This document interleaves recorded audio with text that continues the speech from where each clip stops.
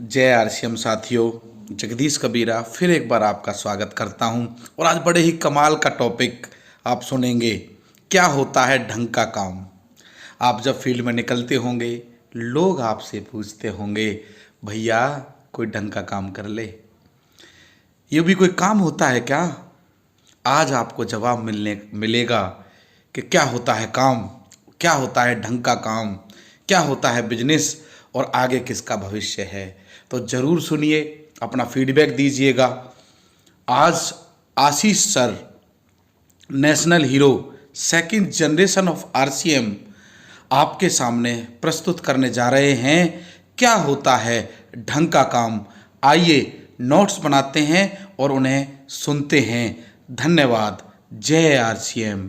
सोच उतनी बड़ी है सबसे बड़ी समस्या है। आप और हम तो इसको दुनिया की सबसे बड़ी इंडस्ट्री मानते हैं, लेकिन बाहर के लोग तो इसको काम मानने को तैयार ही नहीं है। मैं 14 साल से हूं। पहली चेक आया 512 रुपया, हाईएस्ट चेक इस इंडस्ट्री से एक महीने का आया 3,13,000 रुपया। और टोटल अगर मैं 14 साल की फैमिली इनकम की बात करूं तो लगभग 6 करोड़ से ज्यादा की इनकम।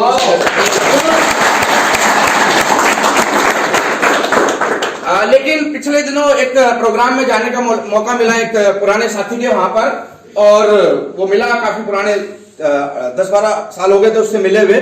और उसने बोला, यार सुना है कि बहुत पैसे कमा रहे हो आजकल। तो मैंने बताया पूरा सिस्टम के बारे में सारी चीजें। तो उसने जो जवाब दिया, कुछ ऐसी बातें करी कि मतलब दिमाग थोड़ा सा कंफ्यूज हो गया। सारी बात सुनी उसने। मैंने कहा यार 2-3 गाड़ियां भी ले ली हैं और 1-2 जगह प्रॉपर्टी भी परचेज कर ली है। ये सारी बात सुनने के बाद वो बोला, यार लगता खूब पैसा कमा लिया। तो मैंने कहा हाँ बिल्कुल पैसा तो कमाया है। उसके बाद उस व्यक्ति ने कहा, यार अब तो कुछ ढंग का आप सोच लो, 6 करोड़ कमाने के बाद 3 लाख रुपए महीने की इनकम करने के बाद अगर लोग आपको ये कह सकते हैं कि अब तो कुछ ढंग का कर लो, तो 10-20 हजार कमाने वालों को तो रोड रोलर चढ़ा देंगे। मैं बता रहा हूँ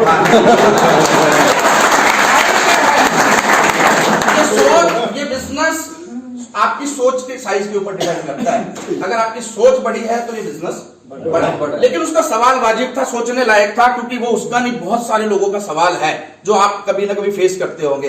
तो मैंने उसी से पूछा कि यार तू ही बता दे ढंग का क्या है। अब तो सेट हो गया हमारा, ये तो सेट हो गया, अब तेरे वाला ढंग का समझ लेते हैं।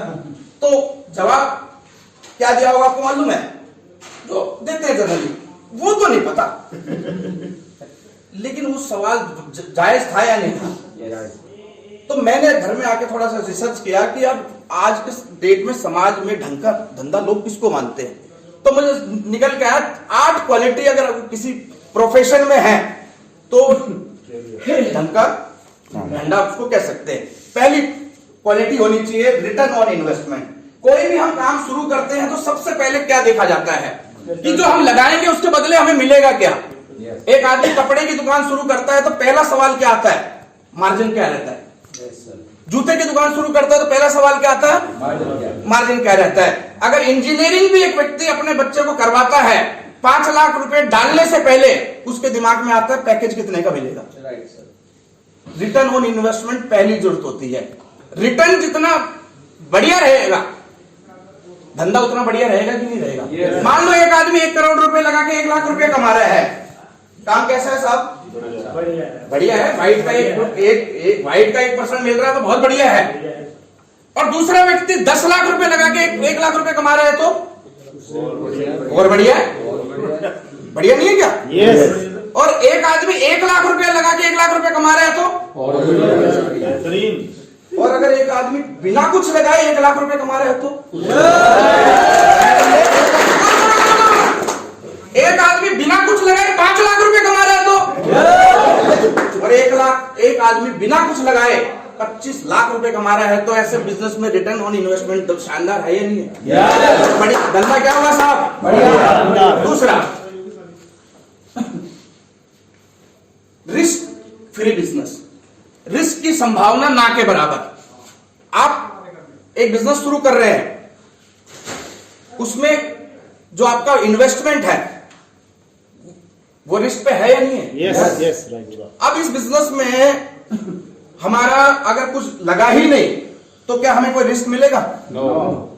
बाहर के मार्केट में एक सिद्धांत चलता है, big investment big risk, big investment big profit.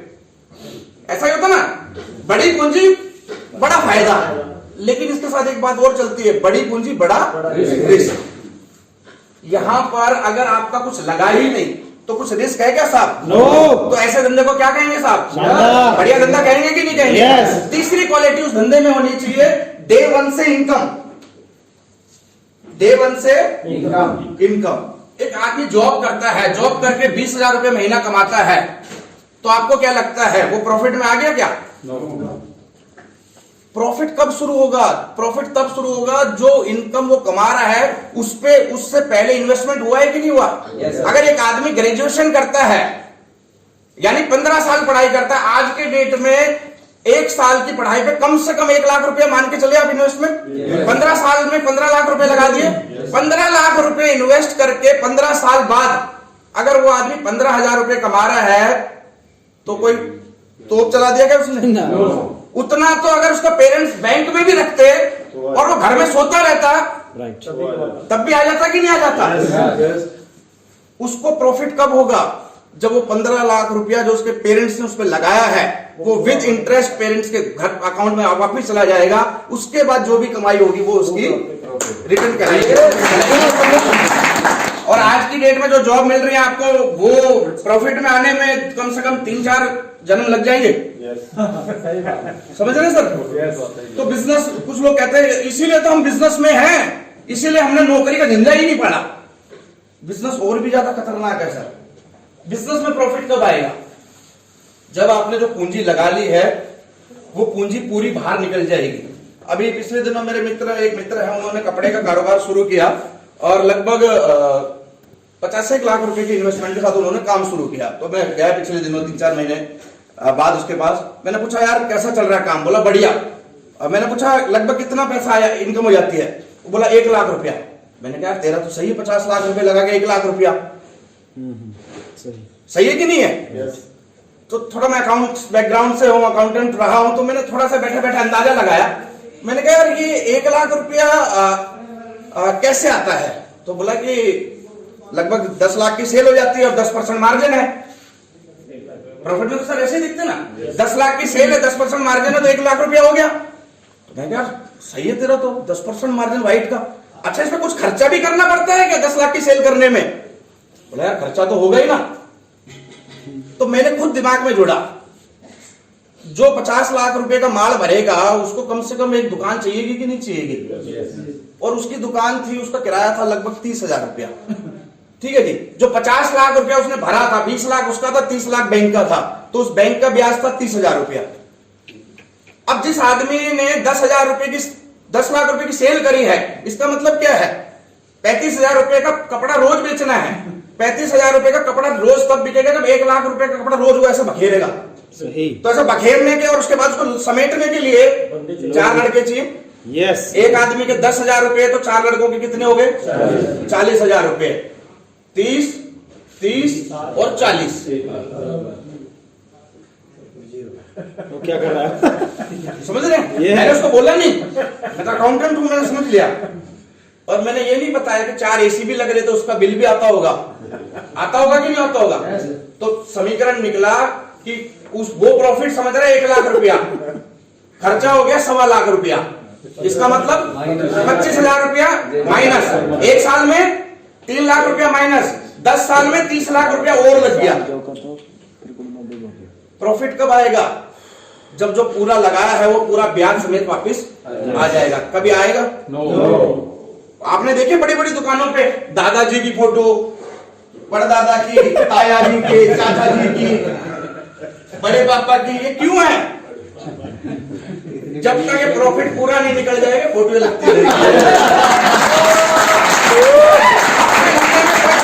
Day one से इनकम। अभी केनी लेके गए, तेल की कितने की आ रही है? 850 की। रास्ते में कोई मिल गया, थोड़ा सा समझाया दे दी, कितने की एमआरपी कितना है? 1025। जो डिफरेंस है वो क्या है? डे वन से प्रॉफिट। अगर जो बिजनेस आपको डे वन से प्रॉफिट दे दे तो ऐसे बिजनेस को बढ़िया बिजनेस कहेंगे कि नहीं कहेंगे? Yes. चौथा, टैक्स की चोरी और हिसाब में हेरा फेरी ना करनी पड़े। ट्रेडिशनल बिजनेस और ट्रेडिशनल बिजनेस टैक्स की चोरी और हिसाब की हेरा फेरी के बगैर चल ही नहीं सकता। इस बिजनेस की खूबसूरती तो देखिए, यहां पर अगर किसी का 50 आता तो कितना बोलता है? 60। 60 का चेक आया तो 70, लाख का आया तो 1.25 लाख। बताता कि नहीं बताता? बताता है ना, सरेआम बताता है। Yes. सरेआम क्यों बताता है? क्योंकि जो भी आ रहा है वो टैक्स कट के व्हाइट की इनकम आ रही है। बाहर के इनकम में क्या है? 5 लाख कमा रहा है तो पूछोगे तो क्या बताएगा? 50 से 1000 निकल जाए। आप 5 लाख रहा है, बता क्यों नहीं रहा? जिस दिन बता देगा उसी शाम को लीली बत्ती और लाल बत्ती होता है, नहीं होता? Yes. बिना टैक्स की चोरी और हिसाब किताब के गड़बड़ के बगैर ट्रेडिशनल बिजनेस चल ही नहीं सकता। और ये बिजनेस ऐसा है जिसमें 1 रुपए की आपको चोरी करने की जरूरत ही नहीं है। तो ऐसे बिजनेस को बढ़िया बिजनेस कहेंगे कि नहीं? Yes. चौथा, कितने पॉइंट हो गए? 5वां पॉइंट, बिजनेस ऐसा होना चाहिए जिसमें आप क्या कहते हैं उसको, जो समय के साथ इनकम बढ़ती जाए, ग्रोइंग इनकम। कोई भी बिजनेस को बढ़िया बिजनेस तब मानेंगे जब उसमें 2 चीजें हों, एक रेगुलर इनकम हो प्लस ग्रोइंग इनकम हो। Right. एक व्यक्ति है, जॉब कर रहा है, 40,000 रुपए की इनकम है, सही। 1 साल बाद भी 40 है, 2 साल बाद भी 40 है, 3 साल बाद भी 40 है, 10 साल तक 40,000 चलती रहे, रेगुलर इनकम है ना? काम चल जाएगा क्या? रेगुलर के साथ इनकम ग्रोइंग भी होनी चाहिए। और बाहर भी ग्रो हो रही है, लेकिन किस रफ्तार से ग्रो हो रही है आप कभी अंदाजा लगाते हो उस चीज का? अगर इनकम दुगनी होती है तो खर्चे तिगने होते हैं, इनकम तिगनी होती है तो खर्चे चौगुने हो जाते हैं। जॉब करेंगे तो 8 से 10% का इंक्रीमेंट मिलेगा। लेकिन ये बिजनेस देखिए, इस बिजनेस में आप आएंगे, एक व्यक्ति पहले महीने आएगा और आके स्टेज पे कहेगा कि 1 महीना हुआ है और चेक आया है 513 रुपए का। वही व्यक्ति 6 महीने बाद आता है और कहता है 6 महीने हो गए बिजनेस करते हुए और मेरा बिजनेस है 170 का और चेक आया 10,213 का। वही व्यक्ति 1 साल बाद आता है, कहता है 1 साल हो गए बिजनेस करते हुए और इस महीने में रॉयल्टी पे आ गया हूं, मेरी इनकम हो गई है 20,000 रुपया। वही व्यक्ति 3 साल बाद आपको इस स्टेज पे मिलेगा, कहेगा आरसेल करते हुए 3 साल हो गए और मेरी 1 महीने की इनकम हुई है 1 लाख रुपया। वही व्यक्ति 5 साल बाद मिलेगा और आपको कहेगा कि इस बिजनेस को 5 साल पहले शुरू किया था और आज हर महीने 5 लाख रुपए कमाता। देखिए, regular plus growing, regular plus growing. एक ऐसा बिजनेस जो आपको रेगुलर प्लस ग्रोइंग इनकम दे दे, तो ऐसे बिजनेस को क्या कहेंगे साहब? शानदार। ढंग का बिजनेस कहेंगे कि नहीं कहेंगे साहब? और क्या ढंग के बिजनेस की क्वालिटी होती है? इतने में चल जाएगा और बताएं थोड़ी सी बहुत? है जी? आपदा नहीं है सर, है जी? आपदा का फर्क नहीं पड़ेगा। बताएं और बताएं। Yes. एक और क्वालिटी आप बताएं लोगों को ढंग के बिजनेस की, कि जो बिजनेस आपने शुरू किया है, जो बिजनेस आप शुरू कर रहे हैं, उसका आने वाले भविष्य का क्या स्कोप है। देखिए, मैंने एक किताब में पढ़ा था, अगर जो आप बिजनेस कर रहे हैं उसमें आपकी सेल और आपका मार्जिन अगर कम होने लग गया है तो ये संकेत है कि अब आपको अपना धंधा बदल लेना चाहिए। एक व्यक्ति है, कपड़े का काम करता था, आज से 10 साल पहले 15 लाख की सेल थी और 30% का मार्जिन था, ठीक है जी। आज उसकी सेल 15 लाख से घट के 5 लाख पे आ गई और मार्जिन 30% से घट के 10% पे आ गया है। ये क्या संकेत है? कि अब उसको धंधा बदलने का समय आ गया है। अब उसका जो बिजनेस है उसका स्कोप खत्म होता जा रहा है। आज एक व्यक्ति लाखों रुपए लगा के, करोड़ों रुपए लगा के एक मोबाइल का शोरूम खोल रहा है। क्या आपको लगता है वो मोबाइल का शोरूम चलेगा? आप खुद एनालाइज कीजिए, आपने आखिरी मोबाइल कब शोरूम में जाके खरीदा था? मैं पिछले 5 साल में 6 मोबाइल खरीद चुका हूं और एक भी मोबाइल में शॉप से नहीं खरीदा। और मुझे लगता है आप भी कुछ वैसा ही कर रहे होंगे। यानी जो फील्ड, जो जिन बिजनेसों में लोग पैसा लगा रहे हैं उन बिजनेस का तो समय जा चुका है। हमें ऐसे बिजनेस में पैसा लगाना चाहिए या समय लगाना चाहिए जिसका समय आने वाला है। रॉबर्ट कियोसाकी एक बहुत बड़े एंटरप्रेन्योर है, उन्होंने अपनी किसी किताब में कहा था, अगर आप किसी बिजनेस में एंटर करना चाहते हैं तो आपको एक 16 साल के बच्चे की तरह सोचना पड़ेगा कि अगले 25 साल में क्या चलने वाला है, और उस सोच के साथ आपको उस बिजनेस में एंटर करना पड़ेगा। और आज अगर हम देखें तो आज से 25 साल बाद क्या चलेगा साहब? क्या चलेगा साहब? क्या चलेगा साहब? हिंदुस्तान में डायरेक्ट सेलिंग का मतलब क्या है साहब? तो धंधा ढंग का है या नहीं है साहब?